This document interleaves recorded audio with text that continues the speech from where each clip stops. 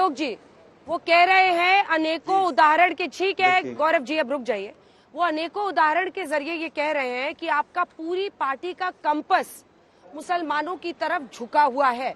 उन्होंने इधर उधर शब्द नहीं किए हैं, सीधा कह रहे हैं कि आपकी पूरी पार्टी का जो कंपस है वो मुसलमानों की तरफ झुका हुआ। अबू तेरा तो गेम बजाना पड़ेगा। मुझे लगता है कि सबसे पहले तो आज तक के तमाम दर्शकों को हनुमान जयंती की बहुत बहुत बधाई हो। उसके बाद दूसरी बात मैं कहना चाहूंगा, शायद मेरे काबिल साथी को ये नहीं पता कि 10 साल तक देश के प्रधानमंत्री सिख रहे, लेकिन हमने कभी ये नहीं कहा कि हमने सिख को बनाया या सिख बना। हमने ये कहा कि वो काबिल थे, वो इसलिए बने। हमने राष्ट्रपति से लेकर प्रधानमंत्री से लेकर और विधानसभा से लेकर और संसद तक सब माइनॉरिटीज को वहां तक समान स्थान दिया। लेकिन शायद बीजेपी वाले सब लोग एंटायर पॉलिटिकल साइंस के स्टूडेंट हैं, इनको पता नहीं है कि देश के प्रधानमंत्री 10 वर्ष तक कौन रहे थे। खैर वापस आता हूं, इन्होंने बड़ी चतुराई से एक वाक्य पढ़ा, झूठा सच्चा, क्योंकि मोदी जी कहते हैं ना, झूठ बोलो बार बार बोलो, झूठ बोलो बार बार बोलो। मोदी जी ने सबको सिखा दिया कि झूठ बोलो और बार बार बोलो। अच्छा बात नहीं है। जिना जी, आज तक के दर्शकों को मैं क्लियर कर देना चाहता हूं कि देश के प्रधानमंत्री ने बिल्कुल सफेद झूठ बोला और मंगलसूत्र जैसी पवित्र चीज तक जाकर पहुंच गए ये लोग, इनको थोड़ी सी भी लज्जा नहीं आई। कांग्रेस राष्ट्रव्यापी आर्थिक सामाजिक जाति जनगणना कराएगी, आर्थिक और सामाजिक दोनों।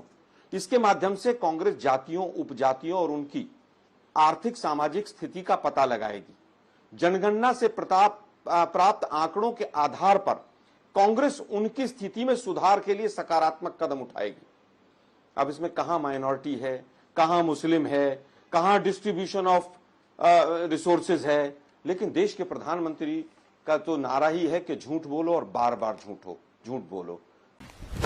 Emotional damage. सर्वे तो नीतीश कुमार जी ने भी कराया था, उनके साथ मिलकर सरकार चला रहे हो आप। यही तो सर्वे था, वो जातीय और जिस तरह से आर्थिक सर्वेक्षण था, और आर्थिक आधार पर जो पिछड़े थे उनको 10% आरक्षण तो आप ही की सरकार ने 2015-16 में दिया था। वो एक अलग बात है कि भर्ती नहीं होती है, आजकल भर्ती बंद है। देश के प्रधानमंत्री ने झूठ भी बोला, देश के साथ जिस तरह से उन्होंने विभाजनकारी वक्तव्य दिया, ये पूरी तरह से बताता है कि आप पूरी तरह से पहले चरण के जो मतदान हुए हैं उसमें अब अडानी की सरकार बनने नहीं जा रही। इस बार हिंदुस्तानियों की सरकार बनेगी, और जितना इन्होंने पैसा अडानी और अंबानी और तमाम उद्योगपति अपने मित्रों का माफ किया है, उतना ही पैसा, उतना ही धन हम गरीबों में बांटेंगे तमाम योजनाओं के तहत, उनके शिक्षा पर, उनके स्वास्थ्य पर। लेकिन डर अच्छा लगा, पहली बार इलेक्शन कमीशन के पास 17,000 चिट्ठियां पहुंची हैं अंजना जी, 17,000 चिट्ठियां जो वक्तव्य उन्होंने दिया। हम हर बार सोचते हैं कि मोदी जी शायद अब इससे नीचे नहीं जाएंगे वक्तव्य देने में, चाहे वो 80-20 हो, शमशान कब्रिस्तान हो, ईद दिवाली हो, दंगाइयों को कपड़े से पहचानना हो। लेकिन जब जब चुनाव आता है अंजना जी, तब तब पूरी तरह से ये लोग जिस तरह का खेल खेलते हैं, पूरे विश्व में आज भारत की नाक कट रही है। तुम्हें शर्म है? कुछ शर्म आया है? हम हिंदुस्तानियों की सरकार बनाएंगे, अडानी की सरकार नहीं बनेगी। पहले चरण के बाद मोदी जी को पता चल गया उसके बाद में सत्यप्रकाश जी और नवल जी, आरएसएस ने भी हाथ खींच लिया। और गौरव जी वो कह रहे हैं कि बीजेपी डर गई है पूरी तरह से, जिस तरह वो कह रहे हैं बीजेपी डर गई है, इसलिए इस तरह के बयान। हाँ, मैं अंजना जी मेरी बात तो पूरी हो जाने दीजिए, आपने 1 मिनट भी नहीं दिया मुझे। देखिए, ये तो गलत बात है अंजना जी। अच्छा पूरी हो जाने दीजिए, एक लाइन रुक जाइए गौरव। मतलब सारा समय भी आप बीजेपी को देंगे, प्रोमो में गौरव जी 1 सेकंड रुक जाइए, पूरा कर लीजिए। मुझे लगा आपने पूरा कर लिया है, 4-5 बोल ले अंजना जी, आपका सम्मान है। हाँ बोल। चुप, बिल्कुल चुप। हिम्मत कैसे हुई तेरी मुंह खोलने की? चलिए बोलिए। नहीं अंजना जी, मतलब आलोक जी बिल्कुल ही देखिए, चुनाव पूरी तरह से कहां से शुरू हुआ? मोदी जी ने शुरू किया कहां से? मछली से, मटन से, मुस्लिम लीग, मायोवाद, पाकिस्तान, मुसलमान, नफरत, ये तमाम शब्द लेकर आए। कौन? भाजपा के लोग लेकर आए। आज मैनिफेस्टो में इनको एक शब्द नहीं मिल रहा कि कहीं पर मुसलमानों की बात हो, कोई भी चीज हो। अरे देश के प्रधानमंत्री हैं भाई, आप पूर्ववर्ती प्रधानमंत्री के लिए भी झूठ बोल रहे हैं कि उन्होंने ऐसा बोला कि संसाधन दे दिए जाएंगे। 2006 का वक्तव्य था, 2014 तक प्रधानमंत्री रहे वो। 8 वर्षों में कितने संसाधन दे दिए? और अगर संसाधन दे दिए थे तो वापस क्यों नहीं करवाए वो संसाधन? क्यों नहीं उनके खिलाफ कार्रवाई की आप लोगों ने? जब जब चुनाव आता है तुष्टीकरण, हिंदू मुस्लिम पूरे समाज को बांटना, पूरी तरह से अगर आज किसी भी वर्ग को मानवीय आधार पर आर्थिक सशक्तिकरण की कोई बात कर रही है चलिए अब तो उत्तर कांग्रेस दे दो पार्टी, अंजना तो जी, उसमें क्या गलत? 10 सेकंड कह रहे आप थे, कहते हैं 3 सब मिनट दे माइनॉरिटी का मतलब मुस्लिम, मतलब आप लोग क्या ब्रह्म ज्ञानी है क्या? क्या हमारे वक्तव्य में अगर यहां पर मैनिफेस्टो में माइनॉरिटी शब्द है तो उसका मतलब मुस्लिम है? जबरदस्ती जनता माफ नहीं करेगी। मुस्लिम हिंदू करना, चुनाव को पूरा घसीटना हिंदू मुसलमान पर कोई ठीक मुद्दा है। नहीं। 10 साल तक निकम्मी सरकार रही है, 10 वर्षों के बाद आज सांसद घुस नहीं पा रहे हैं क्षेत्र में, ओम बिरला जैसे लोगों को भगा दिया जा रहा है गांव से, और उसी का चलिए पूरा अंजना यह जी, है अब तो कि इनको ये चुप लोग कराइए ना, पूरी हो तरह गया से है, आज हो गया। केवल और केवल जो अपना पुराना पैंतरा होता था उस अब पर आ जवाब सुन गए। लीजिए। हम ठीक है, आज आलोक फिर जी। कहते हैं जनता से, आलोक और जी। जनता भी उसी पर वोट दे रही है। महंगाई, बेरोजगारी, अब जवाब चीन की सुनिए। घुसपैठ, इलेक्टोरल बॉन्ड्स, इनसे कैसे ध्यान भटकाया जाए, ये मोदी जी की चाल है। लेकिन जनता हमसे ज्यादा समझदार है। मोदी जी का नारा है झूठ बोलो, बार बार बोलो, 7-8 खूब मिनट से बोल रहे हैं, आपको बोलो, मालूम है? झूठ बोलो, आप चुप नहीं करा उसी पर रही चल रहे हैं अब मोदी। इनको सम्मान प्यारी समझ गई। देखिए, मुझे लगता है कि ऑर्डिनेंस के बारे में बहुत बार चर्चा हुई, उस तरीके के ऊपर डिस्कशंस हो सकती हैं, लेकिन वो जो काम किया गया उसके बाद कई लोग ऐसे थे जिनके ऊपर राजनीतिक रोटियां बीजेपी सेकती है, वो लोग जेल के अंदर गए। 123 वक्फ बोर्ड की प्रॉपर्टीज अगर दे दी थी तो 10 साल से आप यहां पर सरकार में बैठकर क्या पकौड़े तल रहे थे आप लोग? वापस अरे क्यों नहीं कर वापस लिया ले रहे हैं आपने? हम। सैकड़ों हमने तो वक्फ बोर्ड की notification कर प्रॉपर्टीज दिया आज भी अंजना जी। केंद्र सरकार और राज्य सरकार के कर अधीन दिया, है। कर क्या दिया, ये सच पकड़े नहीं गए, है? अच्छा हुआ। दिल्ली के 5 सितारा कई होटल वक्फ बोर्ड की प्रॉपर्टी पर है, क्या ये सच नहीं है? लेकिन 10 साल से क्या पकौड़े तल गौरव जी रही रुक थी जाइए। सरकार? केवल हिंदू गौरव मुसलमान जी चुनाव बीच में में। याद आता है। सीए 2020 से अभी तक 2020 से अभी तक क्यों नहीं लागू किया आप लोगों ने? एनआरसी पे हेमंत बिस्व शर्मा आपके खिलाफ कह रहे हैं कि हम एनआरसी यहां पर लागू नहीं करेंगे। क्या इसका कोई जवाब है इनके पास? धारा 370 के ऊपर बार बार डिस्कशन हुआ कि उसके ऊपर देश के प्रधानमंत्री से लेकर गृह मंत्री से सब झूठ बोलते हैं। उसमें 2 बदलाव किए गए और 2 बदलाव में से भी एक जो है वो 15 साल टाल दिया गया। क्या ये सच नहीं है? क्या उससे पहले 36 ऐसे बदलाव नहीं हुए? क्या वहां पर 2 प्रधानमंत्री थे, उनको एक नहीं किया गया? तमाम चीजें नहीं की गई। लेकिन जिस चीज से वोट मिलती है उसके ऊपर केवल बात करेंगे। चीन के ऊपर बात नहीं करेंगे, घुसपैठ करके बैठा हुआ है। महंगाई के ऊपर बात नहीं करेंगे, बेरोजगारी के ऊपर बात नहीं करेंगे, पेपर लीक के ऊपर बात नहीं करेंगे, नोटबंदी के ऊपर बात नहीं करेंगे, जीएसटी के नोटिस, इनकम टैक्स और सीबीआई ईडी के दुरुपयोग पर बात नहीं करेंगे। किस तरह से मुद्दों को भटकाया जाए, ये पूरा का पूरा अमला इस काम पर लगा हुआ है। मैं फिर 1 घंटे का शो है, मैं पूछना चाहूंगा, देश के प्रधानमंत्री ने झूठ बोला कि इसके अंदर कहीं पर भी प्रॉपर्टीज को बांटने की बात हो या किसी भी तरह से मंगलसूत्र की कोई बात हो।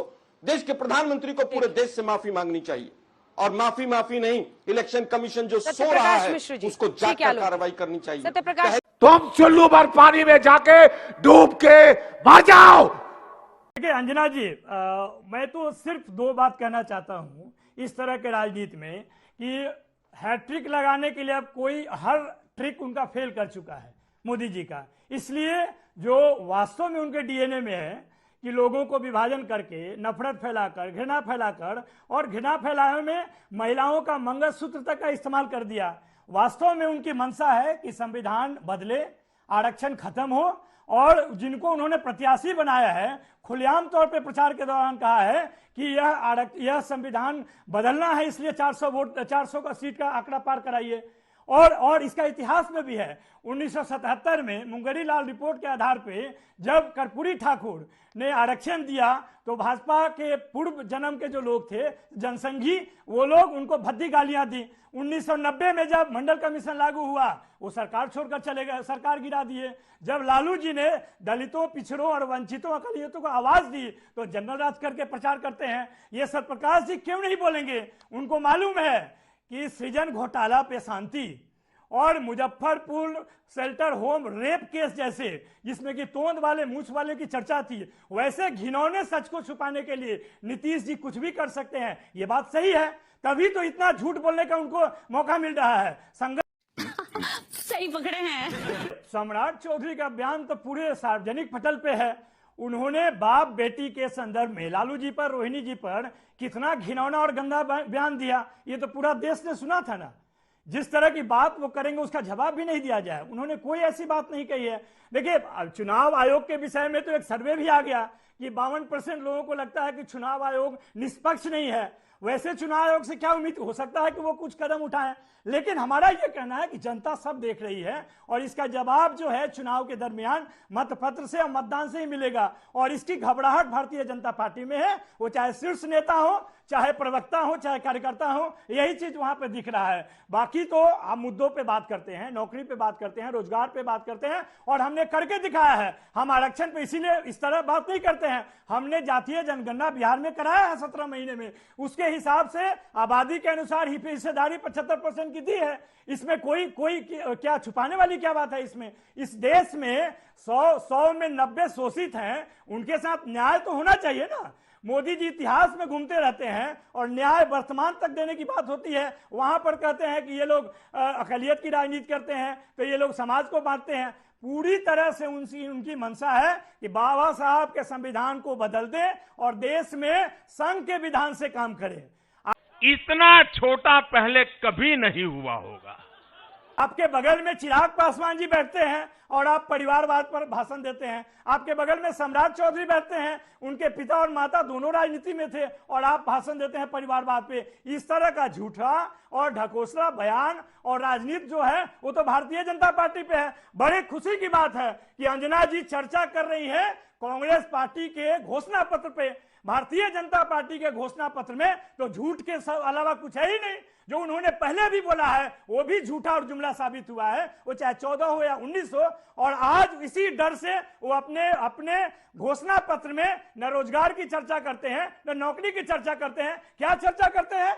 80 लाख गरीबों को हमने मुफ्त में राशन दिया। अरे भाई, 80 लाख को तो आपने गरीब बना दिया, यही सच है। आपकी राजनीति जो है लोगों को गरीब बनाना, लोगों को एक दूसरे से लड़ाना, हिंदू मुस्लिम में बांटना, यही आपकी राजनीति है और लोग इसको नकार चुके हैं और इस बार उसका मिलेगा आपको जवाब। ये बड़ी अच्छी बात कही आप लोग जी। जब 2014 में 44 सीटें आई थी तो एंथनी कमेटी की रिपोर्ट ने हार के कारणों पर चर्चा की। उस कमेटी की क्या थी फाइंडिंग?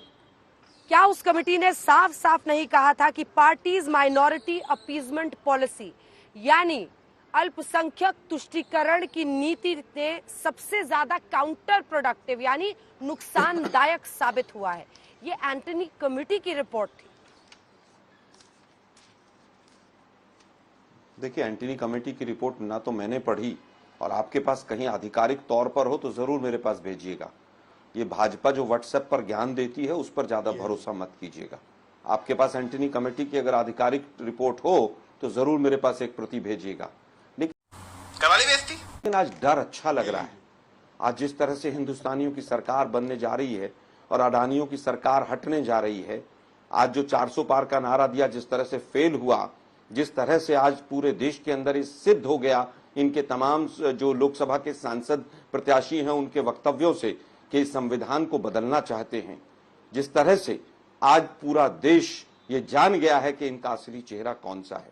पूरे वक्तव्य में आज तक के 1 घंटे के शो में मैं कह रहा हूं माइनॉरिटीज मंत्रालय आप चलाते हैं, लेकिन आज आप मुसलमान शब्द पर आ गए हैं और उसका सीधा सीधा कारण यह है कि किस तरह से नफरत और द्वेष पैदा किया जाए। लेकिन देश के प्रधानमंत्री तो मंगलसूत्र तक पहुंच गए। मैंने 2 सवाल पूछे अंजना जी कि इसमें मंगलसूत्र का कहां जिक्र है और हिंदुओं की प्रॉपर्टी लेकर मुसलमानों को कहां दे दी जाएगी।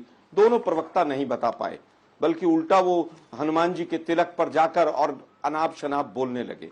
30 लाख रोजगारों की बात की है तो क्या ये अल्पसंख्यकों के लिए, बहुसंख्यकों के लिए, क्या वहां पर लिखा हुआ है? लेकिन you are right bro. MSP की गारंटी क्या किसानों को मिलेगी? वो किसान क्या हिंदू है या मुसलमान है? पहली नौकरी पक्की होगी वो हिंदू की होगी, मुसलमान की होगी, कहीं लिखा है? लेकिन आज ये सरकार पूरी तरह से डरी हुई है और जेडीयू के साथी के ऊपर तो मुझे तरस आता है। 2 बार हमारे साथ सरकार चलाई है 2014 के बाद। पॉपुलेशन कंट्रोल के ऊपर, नीतीश जी के बयान के ऊपर क्या क्या बदतमीजी बीजेपी ने की थी उसको सबको भूल गए। शायद डीएनए पता चल गया होगा अब इन लोगों को अपना। ईडी सीबीआई के खत्म। Bye bye, tata, goodbye, गया।